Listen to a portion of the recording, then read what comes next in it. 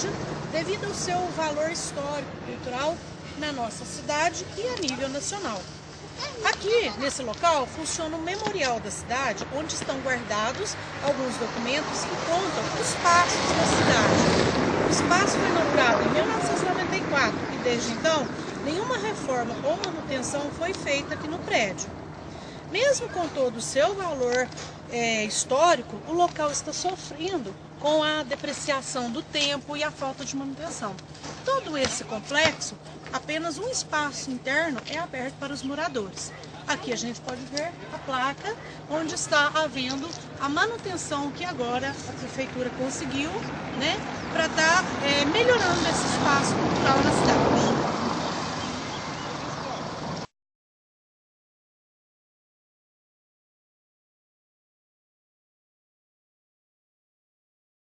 Meu nome é Elaine e a Paula, nós somos estudantes do curso de Pedagogia da UFOP e estamos aqui para fazer uma entrevista com o Miguel, né? Estamos na Estação Cultura de Passos, né? Que hoje é o centro histórico, onde arrebanha um pouquinho da história das ferrovias, que é o tema do nosso documentário Ferrovias, Paixão que não enferruja. Então, Miguel, boa tarde. Boa tarde. Gostaria que você se identificasse, né, e falasse um pouquinho pra gente da história aqui da Estação Cultura, como que tudo começou, como que é um pouquinho da estrutura da estação. Então, oi, eu sou o Miguel, estudante de História da UENG, sou estagiário aqui faz um ano, e vou resumir, né, a história da estação, que é uma história centenária, né, e tudo começou em 1910, quando a partir de um clamor da população, né, pediam muito para que aqui tivesse uma ferrovia, tivesse um trem, e aí a prefeitura lançou um edital e a empresa que acabou ganhando foi a empresa Mogiana, que ficou de 1910, 1920 até a década de 70, e no começo era só a carga de transporte, né, milho, algodão, o que a cidade produzia, o que a cidade também trazia. E logo depois, com a população de novo, começaram a pedir o trem para passageiro também, porque aqui era a ligação, né, Passos, Itaú, Paraíso, Guaxupé, até chegar em Campinas. Então as pessoas viajavam o dia todo para chegar em São Paulo, né? Por causa do fator comercial, sempre foi muito importante.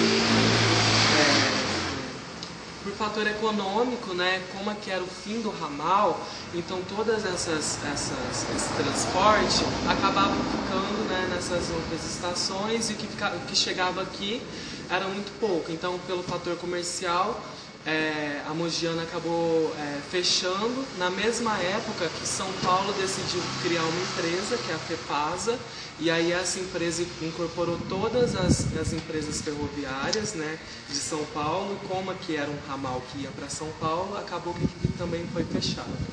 A FEPASA, ela ficou aqui, tentou manter, né, os trens por algumas décadas, uma década, né, de 70 a 80, até que São Paulo decidiu fechar a FEPASA e a prefeitura acabou tomando posse de toda a estrutura do complexo da estação.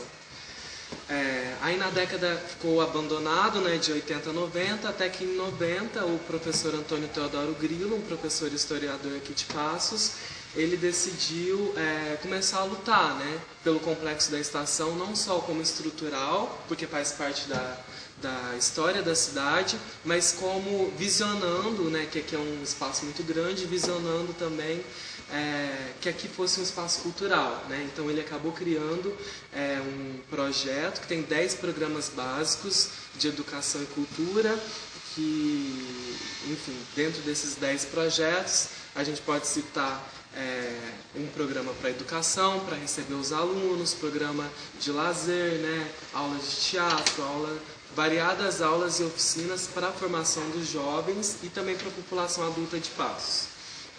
A partir de 93, o complexo da estação foi tombado como patrimônio histórico, e em 94 o Antônio Grilo, né, juntamente com a prefeitura, ele conseguiu fazer com que aqui fosse restaurado tanto que a gente tem as marcas dessa restauração até hoje, né, que foi inaugurado em 94, e também criou aqui nesse complexo, porque são 2 galpões, nesse complexo daqui ele criou o Centro de Memória, que hoje abriga os documentos do Fórum Antigo, da Câmara Municipal, da Prefeitura Municipal, e inclusive esse Centro de Memória hoje ganha o nome dele, né, Antônio Teodoro Grilo. A partir daí, acabou que quando trocou a gestão municipal, acabou que a estação ficou abandonada novamente, até que em 2006, de 2006 a 2010, para receber os documentos do Fórum Antigo, acabou recebendo um novo grupo para catalogar, higienizar e catalogar esses documentos que chegaram, que são os que estão aqui até hoje, né? Que é principalmente o acervo do Fórum Antigo, que está aqui atualmente para as pesquisas dos estudantes, professores, historiadores que vêm aqui pesquisar. Em 2015, né, o ano passado, foi criada uma sociedade civil, um coletivo, um movimento chamado Ocupa Estação Cultura.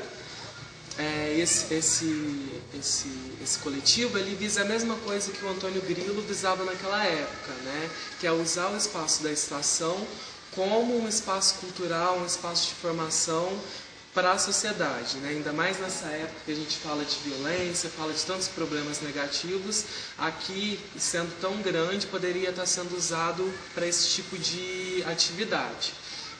Esse movimento vai fazer um ano, né? Fez um ano agora em junho, e conseguiu, né, através do Conselho de Patrimônio Histórico e da Prefeitura Municipal, tá fazendo uma reforma que tem previsão de ser inaugurada em setembro de 2016, desse ano, mas o movimento, o Ocupa, ele continua, tanto que nesse mês de julho a gente já tem um piquenique marcado para o dia 3 de julho, porque o objetivo não é só uma reforma estrutural, né? Uma reforma social para a estação, né? Colocar esses projetos em pauta, em prática, e mais que colocar em prática, ter uma continuidade, né? Porque não adianta só a gente estar escrevendo esses projetos se eles são colocados em prática, mas não tem uma continuidade. Então a ideia é que esses projetos sejam fixos para toda a sociedade passense.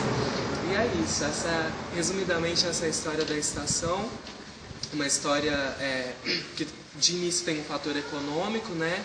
Esse fator do transporte, do algodão, do milho, da cana-de-açúcar, que foi vindo depois, e também esse fator assim, social da sociedade, querendo essa ligação entre Minas e São Paulo, e acabou que hoje a Estação Cultura de Passos é o Centro de Memória Antônio Teodoro Grilo, que comporta toda a documentação antiga e histórica da nossa cidade. Então quer dizer que dia 3 de julho é o próximo passo nosso para esse documentário, né, Miguel, né, Paula? Isso. A gente vai acompanhar e nós vamos participar desse piquenique que é o Grupo Ocupe. Vamos estar aqui dia 3 de julho, então, para apreciar.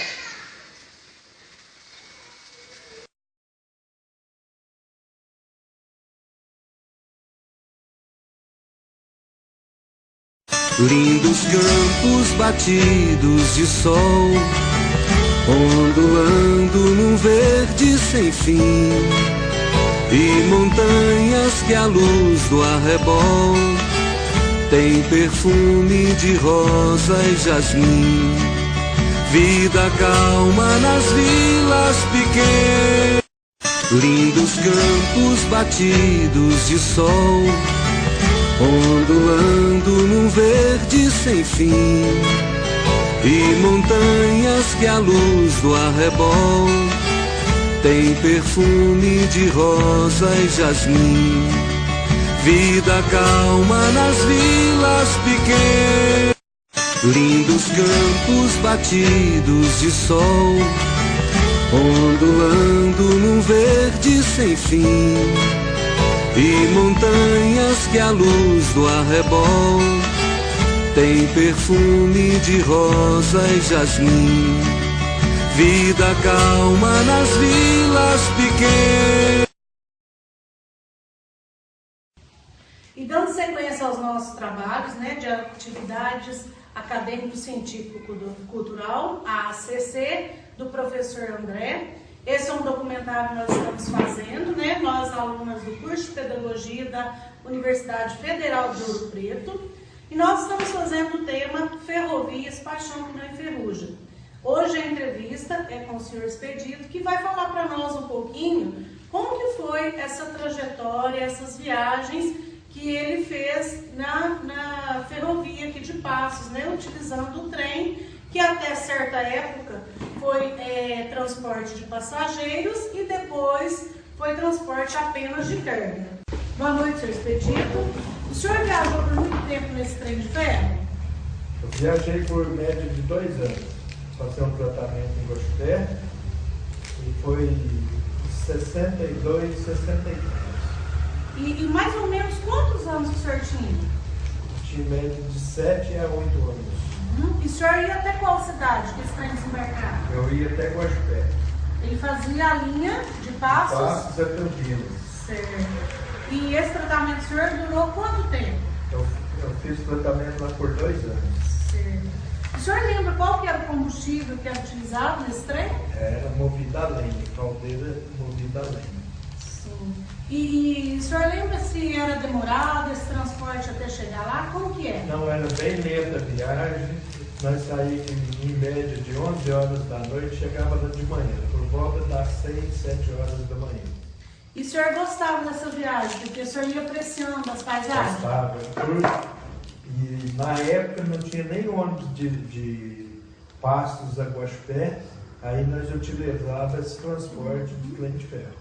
Para você era uma diversão, Era senhor, uma né? diversão, a gente gostava mais do trem de ferro.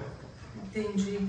E Era uma passagem até mais barata, mais prática, e nós usávamos o trem de ferro. o que o senhor lembra lá dos vagões? Como que era os bancos, os assentos? O que o senhor Os lembra? assentos eram banco de madeira, mas era confortável, mas só que era madeira maciça mesmo, madeira dura. Que hoje seria difícil para 6 horas de viagem, né? Era um pouco cansativo, mais lento, né?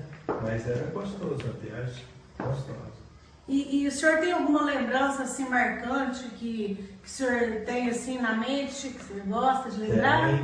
Eu gostava da viagem, porque no meio da viagem vinha um lanche, vinha a garçonete servindo o lanche, então eu ficava ambicioso para comprar o lanche. Na verdade era uma vendedora, né? Era uma vendedora particular. E o que o senhor lembra desse Comprou o lanche? lanche, Guaraná.